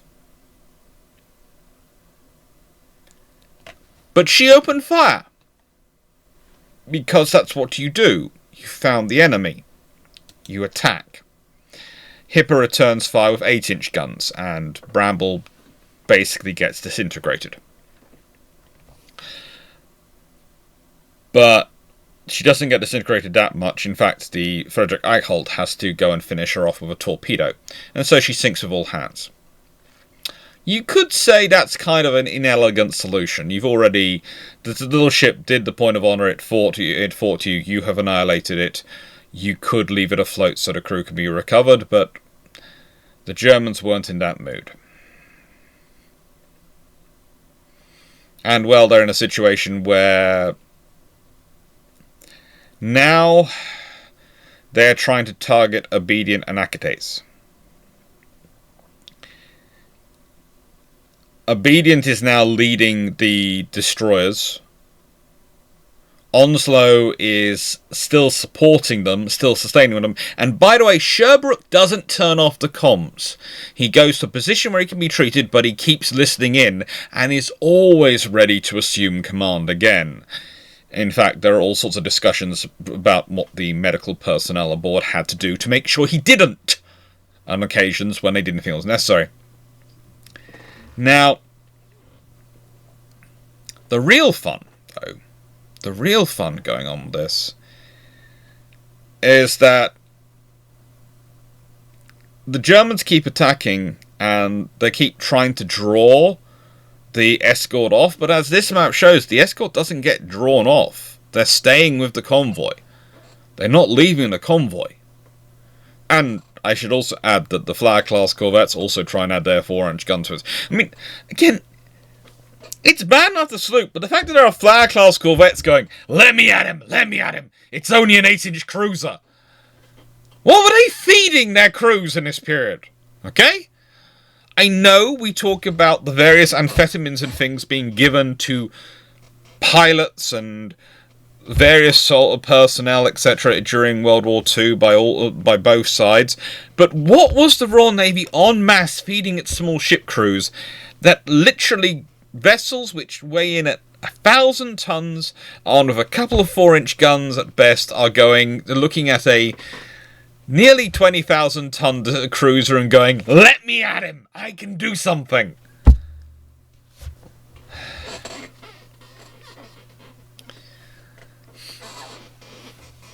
The Germans actually didn't realise that at one point they actually hit Achates, and she would sink. But she continues to make smoke while doing so. She continues to keep up the smoke battle, to keep doing what was needed. And that's the important thing, really. That's the important thing. But while this is going on, while this is all happening, well, there is someone hearing it and going, hang on. Hang on. What's going on here? I can hear action noises. I can hear action. I will approach them. And, well, you see, this force approaching is Burnett's cruisers. And by 11:35 hours, so a good 3.5 hours into the battle, they're in position. The Germans don't realise they're getting there. No one knows, because there's been no communication going on. So the convoy, which is supposed to be the thing you're ambushing, the thing you're predating, is turning into the predator at this point. Because 11:35 hours, suddenly, the Admiral Hipper starts feeling the effects of, oh my lord, I'm surrounded by 6-inch shells. They're going off everywhere. What is hitting me?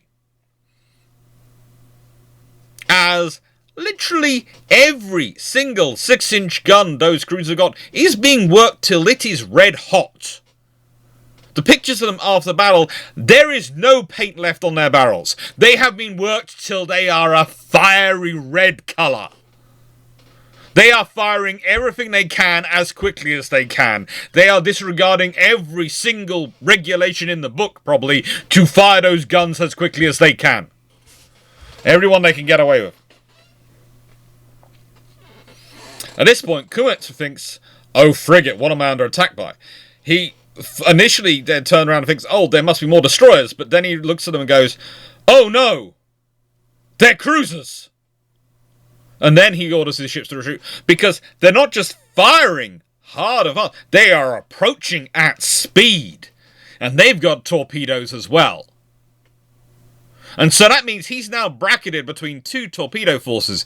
And realistically, if ever there is a point at which you could maybe get that fighting force away from the convoy, it's if Hipper hangs around and they decide to go try and coordinate with the cruisers coming in to launch a two-sided torpedo attack to try and sandwich the Germans in the middle. But that's a very high-risk maneuver. You're not going to do that with the rules of engagement. You've got to withdraw. So he starts withdrawing and piling speed to withdraw to the west as far as he can. But whilst he's doing that, his own destroyers, the Friedrich Eckholt and the Richard Bledson, mistake the Sheffield for the Admiral Hipper and attempt to form up on it,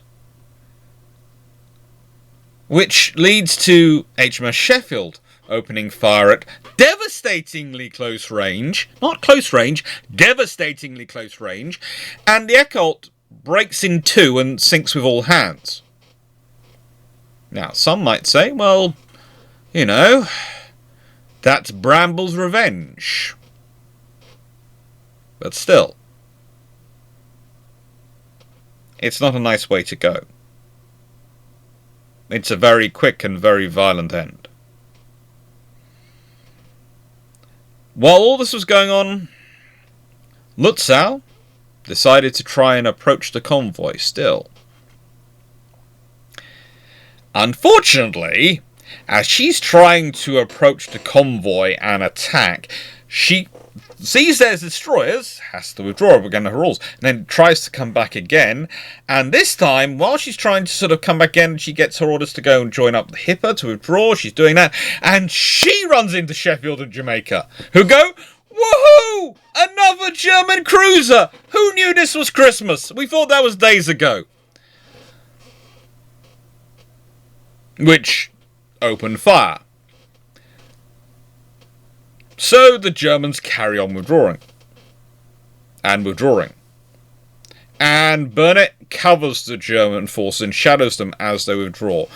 The destroyers are ordered to, basically, Sherbrooke's destroyers are ordered to go back to the convoy. They're escorting that. That's their job. And so there's a whole discussion of why do the Germans not turn around and attack Force R, the covering, shadowing force? Well, because their orders of not taking any damage. So they're being forced away by the sheer threat of the British cruisers following them.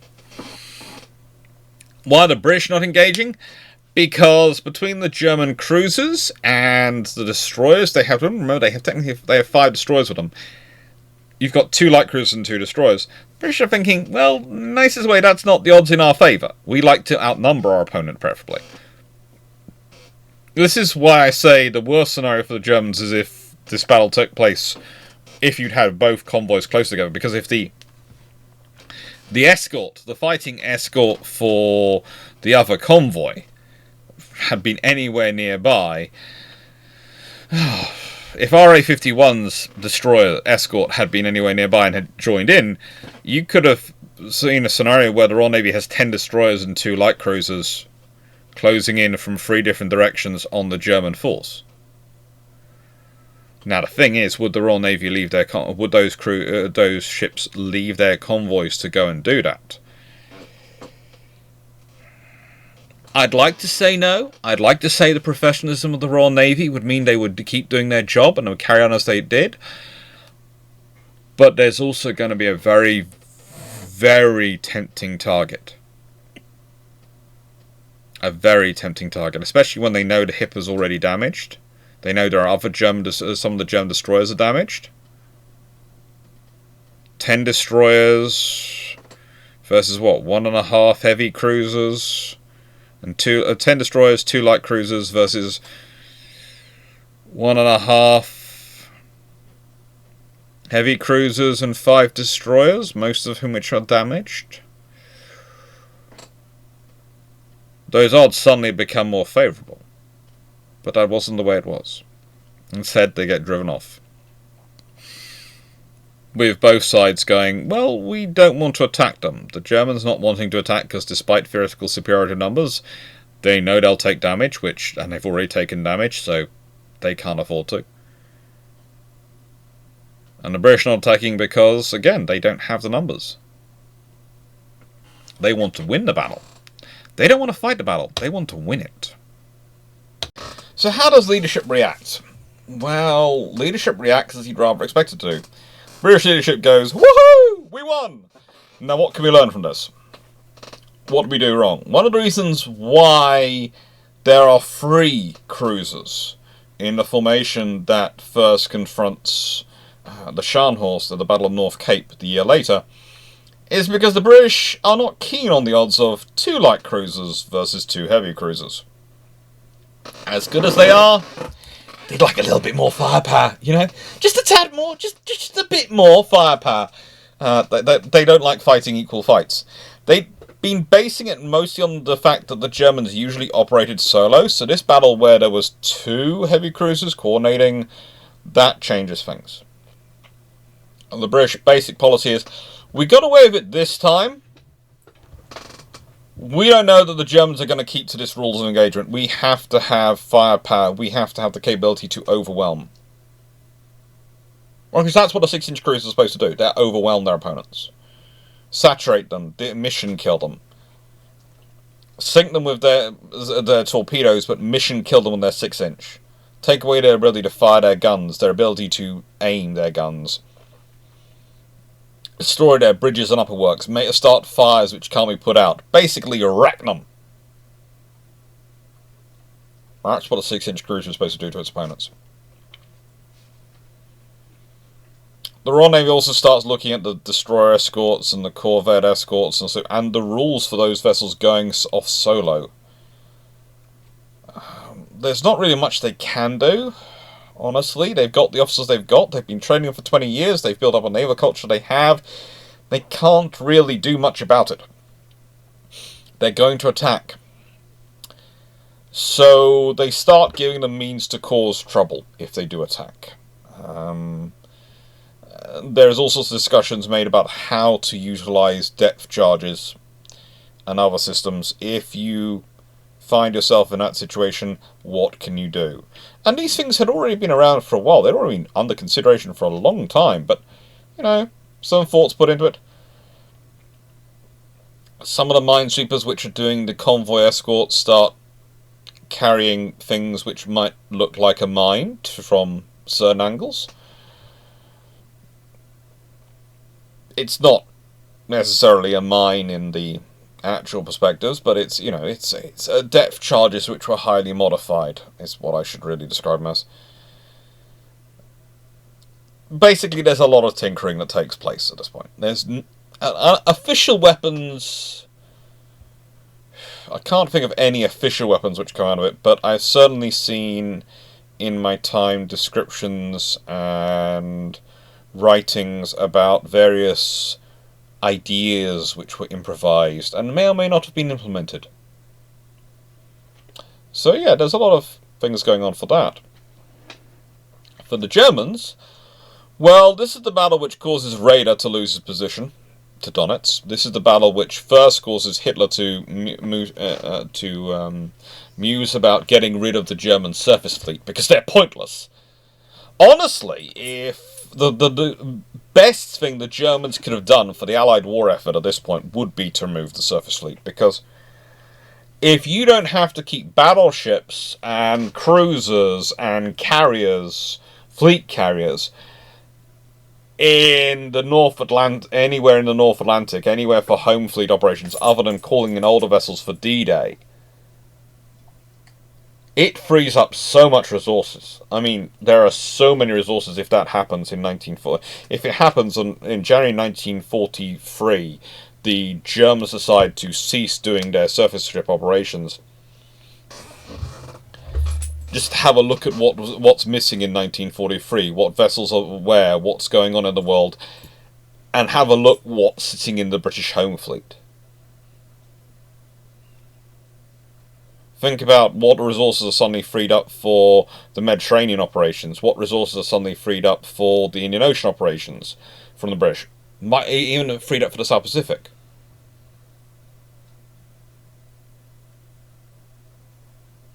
They don't. The Axis forces are never that kind. One could say that Hitler listens to wiser voices, and that's actually what Donitz really does. Raeder and Donitz really, to extent, play Hitler. Raeder falls on his sword so that Donitz can stand up and protect the surface fleet. They're not necessarily the best of friends or have the best relationship, but they both understand the value of the full fleet, the full threat.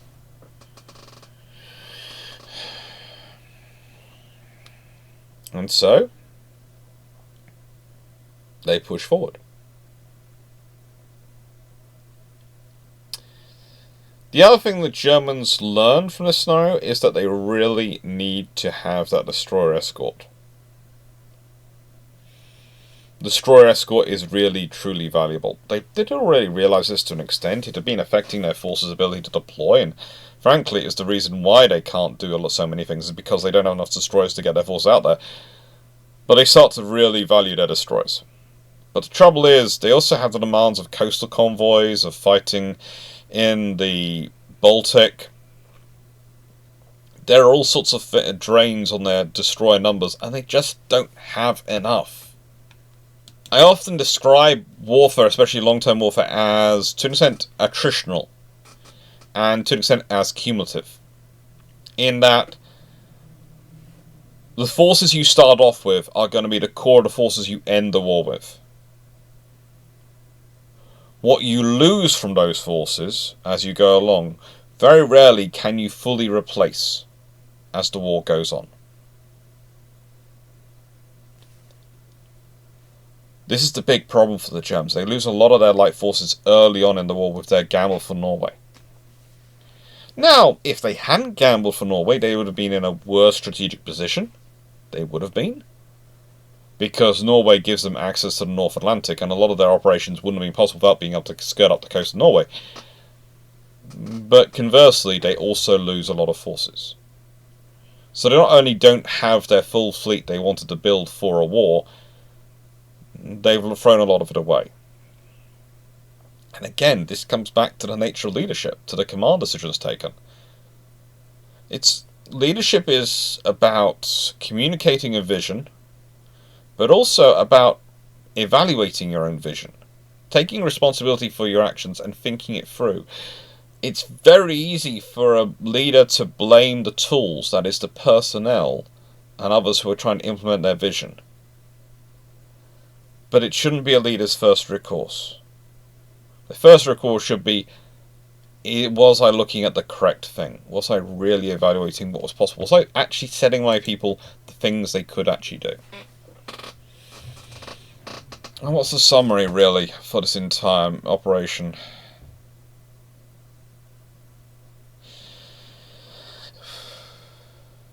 The German destroyers throw themselves at the British as much as they can, but honestly, the damage they do to their counterparts is negligible. Because of having those guns. Even their 5-inch guns were not high enough rate of fire realistically and were single mounts for the role they were doing. The British 4-inch, 4.7-inch, they just give you more boom. They give you more. That's the simple and easy and honest answer. They allow you to spray more and pray less, perhaps. They are a lot of firepower. There's all a lot of firepower. It's funny to think that in this battle, the sheer amount of high explosives exchange between the two forces and the amount of the stakes of the battle are high enough that it would equate with some slightly more famous land battles.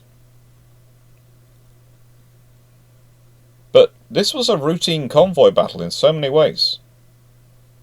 Yes, it has massive strategic consequences, potentially.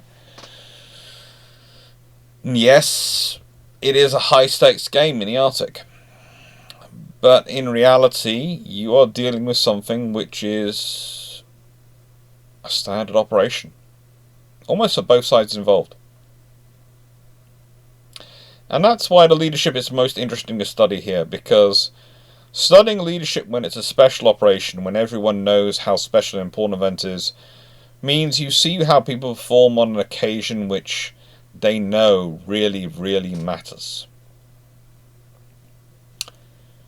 Looking at leadership when it's just an average battle, it's an occasion, because battles like this don't happen every single day, but it's not something which is... This is not the last fight between a German battleship and a British battleship. This is not anything like that which is going down in the record books. This is not going to destroy the German surface fleet because of Hitler's reaction, although it could have done. This is just a battle to protect a convoy which got through. And it's, in a large way, down to the leadership of those involved. Now, I always finish off these videos with a question, and I want you to think about that concept of battles.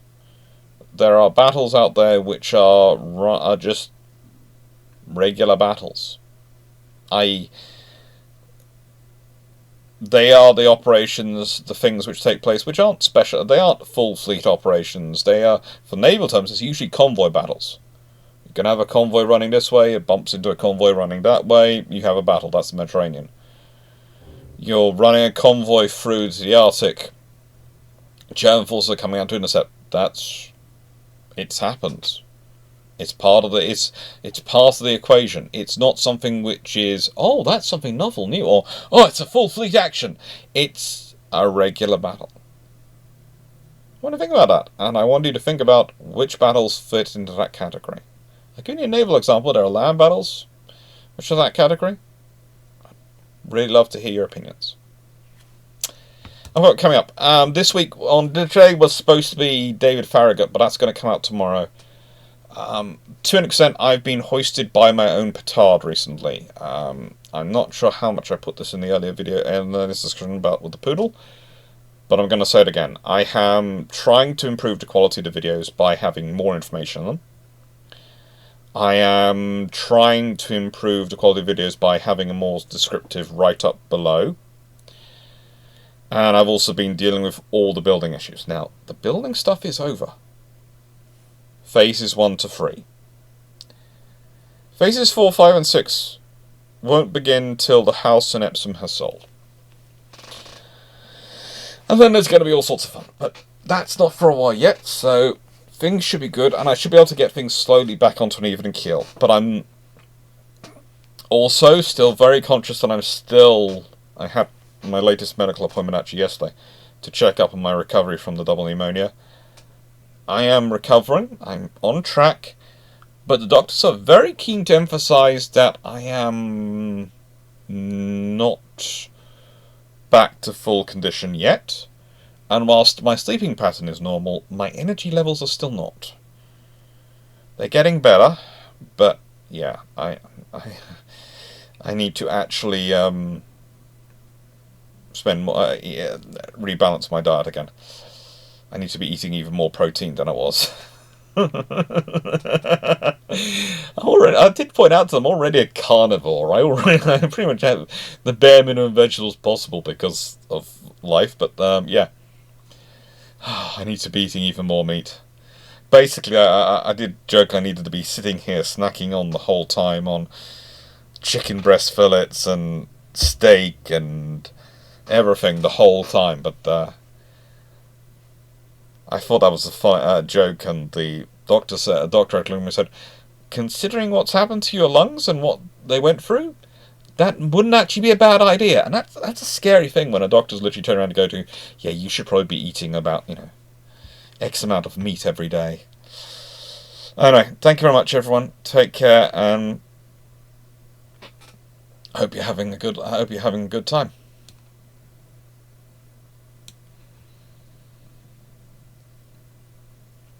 And I should say, if you like the video, please do consider like, sharing, and subscribing, but... well, I hope I said that earlier. Thank you for watching, though.